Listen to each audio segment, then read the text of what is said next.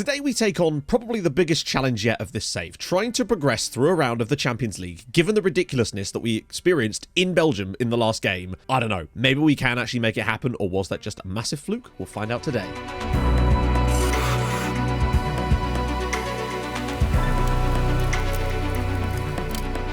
If you have been enjoying the series, of course, drop a like on the video. That would be most helpful. And also, since it is the start of the week, it is time to thank new patrons. And this week, it is Piccolo. Thank you so much for that. And also, Stefanos Messios, thank you so much for the upped pledge. That is, seriously, you guys are so lovely. And thank you for allowing me to do weird series like this. We're nearly up to episode 50 of this save. It's kind of nuts how many seasons we've managed to progress through lately with this new style. And I'm happy with it, and I like it a lot. At some point in today's video, we're also going to take a little look at the attribute development of some of our younger players, because I feel like that's something that's interesting to me, but also I suspect will be interesting to you guys too.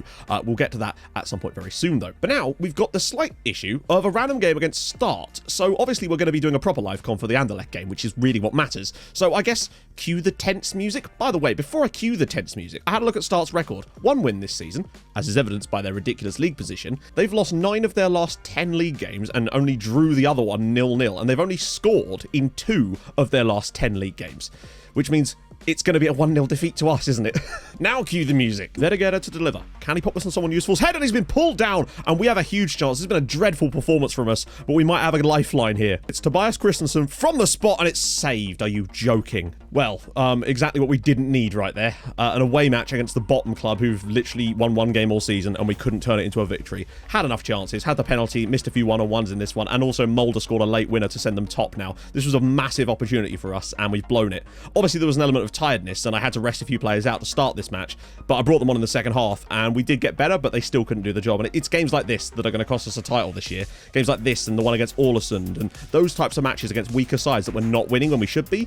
Problems. But we do have bigger things to turn our attention to, and that is, of course, Anderlecht. So I thought we'd take now to take a quick gander at some of the development of some of our youth players over this period. Jonas Lewenstein does technically count to me. I realise I'm probably saying his name wrong this whole time, but I'm doing my best. He has had some fantastic development. Legitimately ridiculous development so far. Luckily, my face cam isn't hiding anything important down here, as most of the development has been made to physicals and mentals, though his heading has gone up by 3 already. Crossing's gone up a little bit too, as a wide centre-back coming into break. 3 up on the bravering. I've got him on like aerial as well to really boost that. Positioning's gone up really nicely too. His stamina, pace as well by 3. Jumping reach up. Basically, he's just steadily improving in all the right directions, and is now a 4-star player in this team, and he's still only 19. Now, obviously, he's very new to the team, but Steinberg Johansson, again, you can see he's making fantastic gains, and he's only 16, and these are already the gains he's made. And that can't be over a very large period of time. Really, it's basically a year. His physicals are going up nicely. Lots of nice improvements to the mental side of things too, with his composure improving, finishing, dribbling, first touch. This guy is a quality player, and I feel like he could just keep on stepping up. But I think the most noteworthy candidate actually is Matthias Johansson, who interestingly hasn't been developing as much, despite being exposed to first team football and actually getting first team training. Now, he's still improved on his one-on-ones, 2 up on the throwing, good on the concentrations and anticipation, little improvements to his physicals, but interestingly, he is not developing as fast as some of the others.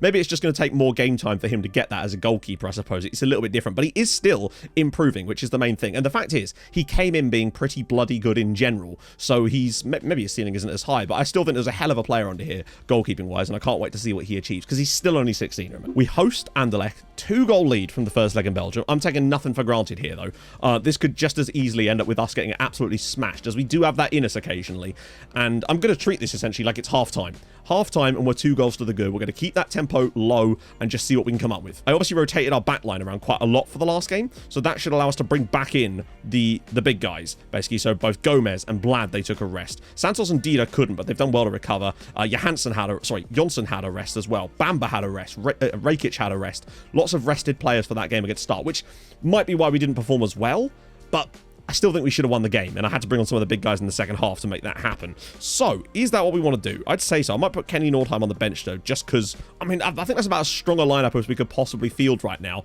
and some of those frontmen, minus Bamba, actually, are in decent form. Bamba definitely needs to buck his ideas, and I might even have a word with him, honestly. See if I can have a little word about his recent form. Can't argue with that. Excellent. Good stuff, Bamba. Because this is bloody massive. Bring in Anderlecht here. We're in great form ourselves lately. I don't know. Even if we lose on the night and we've got a 2-goal advantage, we have to make this pay. But I'm just worried that they might well turn up here. That's a different shape than I think they were going to play. The lads are pretty much as fresh as they can be and raring to go here in front of the home crowd. Can we win our first ever Champions League tie against a team of the quality of Anderlecht? It gives us a chance. Patiently working it out from the back. This is exactly what we want. And look at this. Anderlecht are completely standing off of us. and thus not really forcing us to have to play the ball at all. We could just hold the possession in our back line. Cut inside this time. Rakic. Nice little 1-2 stuff on the edge of the box. Rakic round the side. Jesse Rakic! And it's in! It's Tromsø 1, Anderlecht 0, and it's Jesse Rakic of all people. That was a sensational piece of football. Holy God. There isn't really a lot going on in this game. And again, Anderlecht just keep giving us the ball back. Then we get it back to our defenders and we just slow the pace down completely, play it between that back three, occasionally look for a ball into the midfield, but, you know, not under any pressure to do so. Indistad. But when we do, it feels like we're picking the right moments for it. Rakic, and it's Bamba, and it's 4-0 on aggregate. Tromsø 2, Anderlecht 0. It's 4-0. Rakic this time turns a sister. I'll tell you what, big game player Jesse Rakic. Well, talk about turning up. Tromsø 4, Anderlecht 0 on aggregate. We just need to see the rest of this game out, can keep controlling that possession. They just aren't pushing us at all. There's no press. Our back 3, 5, 6 are just not under any pressure at the moment. Be good for coefficient for Norway as well if we were to win both legs, honestly. Not that that's really on my mind at the moment. Oh, that's a ball. Indistad's just there, apparently. Dida into the box. Indistad clips it up. Rakic! Good save. Surely we couldn't score another corner goal. It's the same mismatch. It's the same mismatch again, and it's put over the line by James Gomez. They keep putting a short player up against Thomas Blad. It happened in the first game, and it's happened here now. It's 5-0 on aggregate to the Norwegians. What on earth? Substitutions are definitely much coming. Look how short. Look at the height differential between the guy they keep trying to get to mark Thomas Blad and the goalkeeper's made a hash of it. Easy for Gomez. We'll need them for the league game at the weekend because we are heading through to the next round of the Champions League. Incredible. Well, not even incredibly. We're doing it in consummate style. Bamba, can he get it back on his other foot? Oh my God, it's 6-0. It's Tromsø 6, Anderlecht 0 on aggregate, and Bamba scored again. It's all the way through. Riedningen. Oh, surely there isn't more. Flips it up.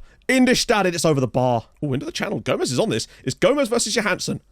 Oh, he couldn't keep that one out. Sergio Gomez makes it 6-1 on aggregate. We do concede, but we're 4-1 up. And our backline has the composure to deal with these sort of situations. Grönbeck now to Rieding again. And Bamba's in again. And he surely can't. Oh my God, he actually has. It's 5-1. And Valdo Bamba's now got a hat-trick tonight. 7-1 on aggregate. 5-1 on the night.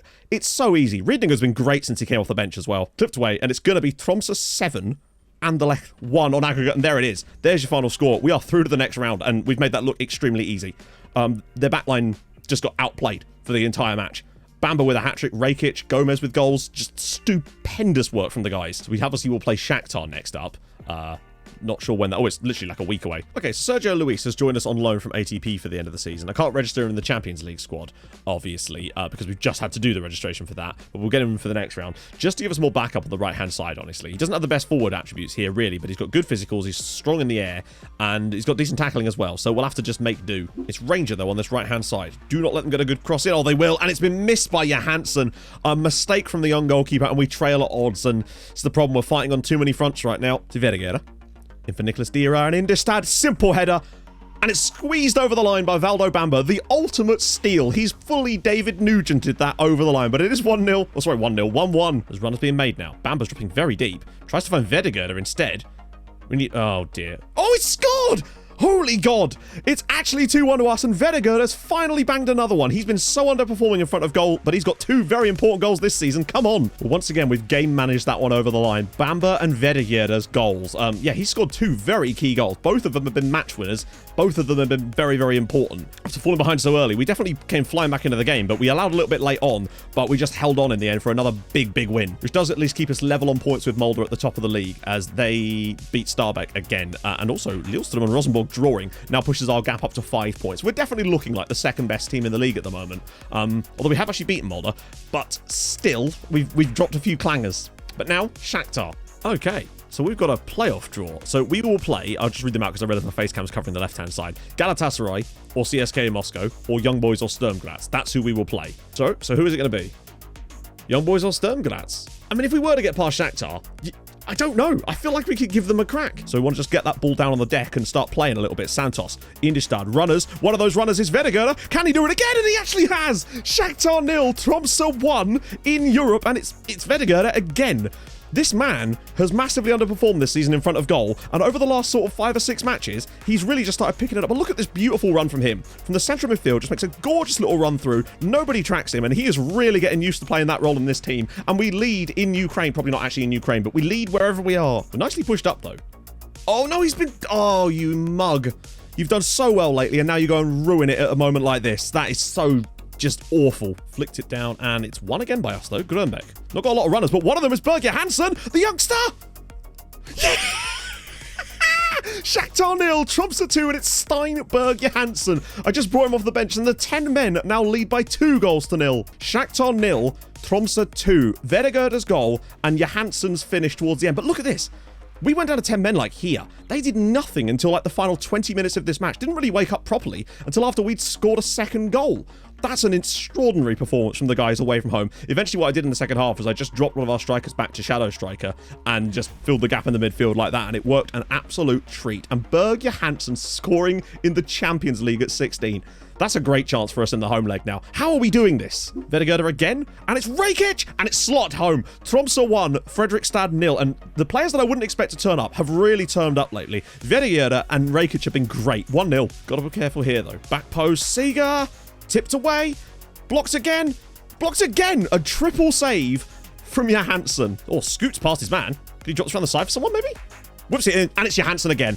Off the bench in the second half to replace Idestad, and Steinberg Johansson does it for another game. The youngster just cannot seem to stop scoring off the bench. 2-0 Tromsø. We just played Fredrikstad off the park without even really trying. It was kind of even up until we scored the second goal, and then I was already on full-on slow things down and just chill kind of mode, and we've just slowly but surely passed our way through our opposition again. 2-0.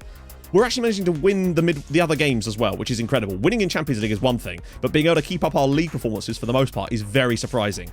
Just to help that we've got relatively easy fixtures at the moment. We've got Ålesund in the league up next as well, so that should be winnable too. This is good news, and we stay second in the league. 40 points from our first 18 games. We're still above 2 points a game this season, which is the target I'm setting for us if we want to continue this run. Still 5 points clear of Roche, but look, now it's 10 clear of Lillestrøm and 11 clear of Vålerenga.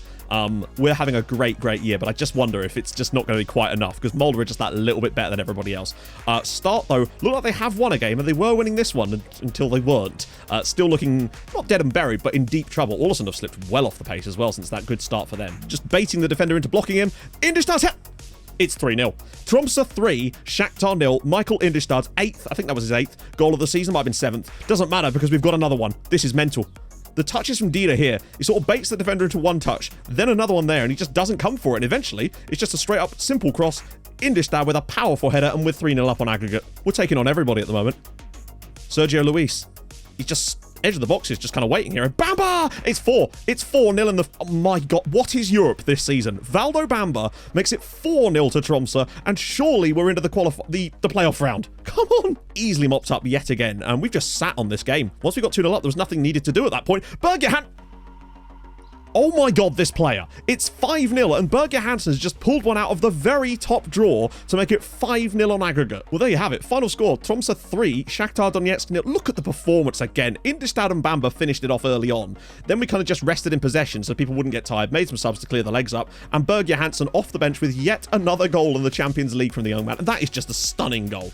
We're into the playoff round there. We are guaranteed a Europa League group stage spot this season, and all the money and riches that come with it. But I tell you what, against Young Boys or Sturmgratz, I think we could have a crack at them, given what we've done so far. We could actually get group stages. We bloody love drawing 0-0 against bad teams, don't we? We just bloody love it. It's another 0-0 against the bad team that we should be winning against, to be honest. And thankfully, we've got through without any major problems. I did have to take off Bamba late on with a slight knock, which is worrying. Hopefully, he'll be fine for the next game. But yeah, more drop points. The only positive thing for us is that Molde lost 3-0 to Fredrikstad, meaning that we actually do go to the top of the league, despite only getting a draw in this game. But just think how far clear we could be if we could just win the games against Ålesund, both games against them, Kongsvinger and Start. We've literally dropped points against all of the bottom 3 at the moment, with 0-0 draws. I think literally all of them have been 0-0s. So if we could have just scored 1 goal in those games, and we could have had tons of goals, we would be miles clear right now. But we've had some other results go our way elsewhere. Key thing is, though, we do now sit in the driving seat. That's the key. We just have to outpace Molde for points for the rest of the season, and the goal difference is irrelevant. But speaking of relevance, it's now time to face off in the playoff round, or the first game anyway. Sad news. Bamba did pick up a knock in that game. He would then only got a 1-day injury, but then in training got a 6-day injury, so he'll miss the first leg against Young Boys anyway. That could be massive, because that's the home game. Oh, Luis Enrique all the way through, and it's already 1-0. After just 4 minutes, Luis Enrique pops one past Mateusz Johansson. He hasn't conceded for ages, but now we trail already. Flicked away by Dida, but just not into anywhere useful. And now Campbell's in acres of space. Clips it through, and it's 2-0. They've had 2 shots, and they've scored both of them. Oh, It's what we get for all the hard work, isn't it? That's really disappointing. They scored their first 2 shots of the match, and then we just couldn't seem to get anything going after that. A pretty even game for the most part. I'd say they slightly edged it, but to lose 2-0 from a game with those kind of outputs is, unfortunately, without Valdo Bamba, Berge Hansen had to start, and he had a shit day, unfortunately. He's not great to start matches with. He's a great super sub, but it's the only option we had, unfortunately. I thought we got away with it when Bamba got a slight knock, but then he was back after a day, but then he picked up another knock immediately afterwards, and it's allowed him to miss this. Unless we can somehow go to Switzerland in the second leg and pull off a miracle, I think we've had it, and our chances of bailing all our debt out in one smooth motion. I thought we were on it, honestly. The way we played lately, I just thought it could be our year, but even if we get a 2-0 victory away from, I don't know, that sucks, mate. We're gonna have to start Berge Hansen and Christensen up front because Bamba's not fit enough yet, and Inderstad needs a rest after the midweek game. This could be a problem for us, but we really don't have much choice, particularly with the back line as well. We simply don't have the squad depth to be able to compete in the Champions League as well as domestically, and it would have been impossible for me to build any squad depth this season because we lost a lot of players due to retirement, and we because of that, didn't get any money to spend anyway, so we couldn't bring anyone in. Chance for us here, though. Vedegger. Solskjaer! It's in off the crossbar. We're actually leading with basically no players, and Henrik Solskjaer's goal could be enormous as Mulder are not winning their game yet. Scooping it long. And Alexandersson's in again. Johansson's come far out, and he's just going to let him score, isn't he? Yeah, I don't know what he's doing there. Tromsø 1, Strømsgodset 1. I thought we were going to bail out a ridiculous victory. We didn't deserve it, but Johansson's made the decision for him there. In the end, we've done bloody well to hang on to a 1-1 draw there. We really had nothing in this match, and Strømsgodset should have been out of sight. We had no players, but we needed to rest players for the young boys game, so to get a point. And with Mulder losing at home to Ålesund, they dropped to 3rd now.